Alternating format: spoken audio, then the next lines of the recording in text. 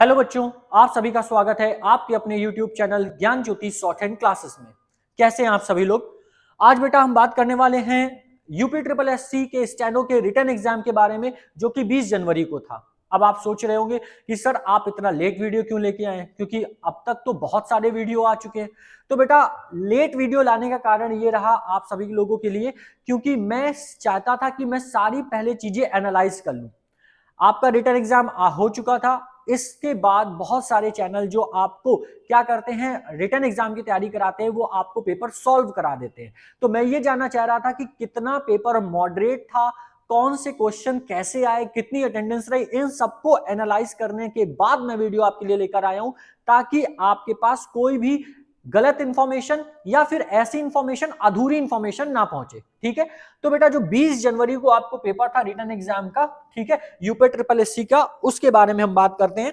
ठीक है, यहां पर अगर हम बात करें टोटल नंबर ऑफ वैकेंसीज की, तो ये टोटल नंबर ऑफ वैकेंसीज कितनी थी आपकी?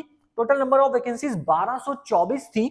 ठीक है, और बेटा अगर हम इसको कैटेगरीज वाइज देखें, तो यहां पर जनरल कैटेगरी में 580 वैकेंसी है, ओबीसी में 197 है, ठीक है, एससी में 267 है, ईडब्ल्यूएस में 107 है। ये इस तरीके से इन वैकेंसीज को डिवाइड किया गया है, लेकिन 1224 वैकेंसी जो अब तक का आपका अपडेट है वो रहा है। ठीक है, और इसी के साथ अगर हम बेटा यहां पर बात करते हैं कि आपके पेपर में अटेंडेंस कितनी रही है, ठीक है, कितने बच्चों ने अटेंड किया है पेपर, तो हम बताएं बेटा आपको जो अटेंडेंस रही है वो 40 to 45% जो है बच्चों की अटेंडेंस यहां पर रही है। टोटल नंबर ऑफ स्टूडेंट्स में केवल 40 से 45 बच्चों ने जो है पेपर अटेम्प्ट किया है। ठीक है, और अगर हम बात करते हैं पेपर कैसा रहा, ठीक है, तो पेपर थोड़ा सा मॉडरेट रहा। मैं ये नहीं कहूंगा कि ज्यादा कठिन था, ज्यादा सरल था, लेकिन बेटा पेपर ऐसा था कि अगर आपने डीपली पढ़ा है तो आपको पेपर इतना कठिन नहीं लगेगा।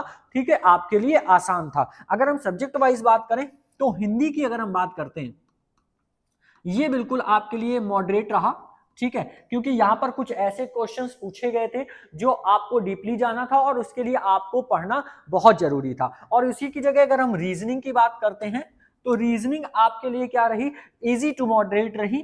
ठीक है, क्योंकि यहाँ पे कुछ क्वेश्चन सरल थे और कुछ क्वेश्चंस सरल होने के साथ थोड़ा सा दिमाग वाले भी थे, तो यहां पर भी इजी टू मॉडरेट रहा क्वेश्चन। ठीक है, और अगर हम जीके की बात करते हैं, तो बेटा जीके आपका मॉडरेट था, ये भी यहां पर भी क्वेश्चंस आपके मॉडरेट थे। और अगर हम कंप्यूटर की बात करें, तो बेटा कंप्यूटर आपके लिए इजी था।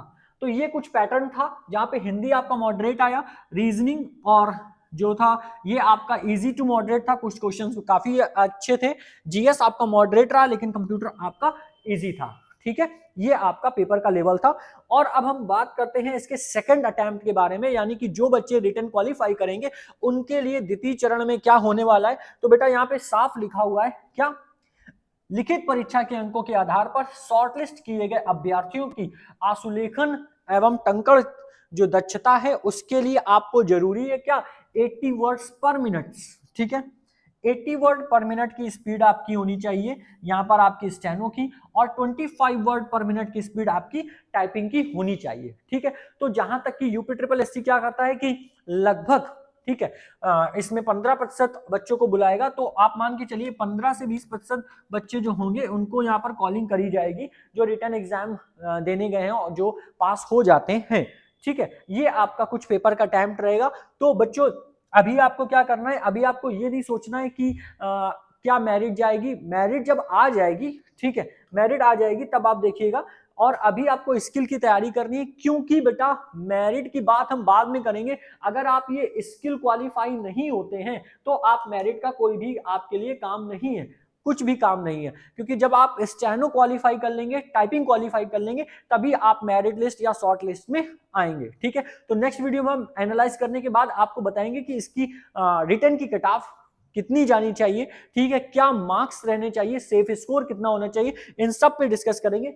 लेकिन जो अभी हमने एनालाइज किया है वो आपके जो नंबर ऑफ वैकेंसीज में जो अटेम्प्ट है बच्चों ने अटेम्प्ट किए हैं वो केवल हाफ ही कहोगे, ठीक है, आधे प्रतिशत बच्चों ने इसे अटेम्प्ट किया है। ठीक है, मिलते हैं नेक्स्ट वीडियो में, वहां पर हम बात करेंगे आपके यूपी ट्रिपल एससी के रिटर्न एग्जाम के कट ऑफ के बारे में, और जो बच्चे रिटन एग्जाम दे के आए हैं उनके नंबर उसके अकॉर्डिंग कितने हैं, तो उनको स्टेनो क्या अभी शुरू करनी चाहिए या फिर अब नहीं शुरू करनी चाहिए, इन सब को लेकर के हम नेक्स्ट वीडियो में चर्चा करेंगे। तब तक मेरे प्यारे बच्चों को सभी को जय हिंद।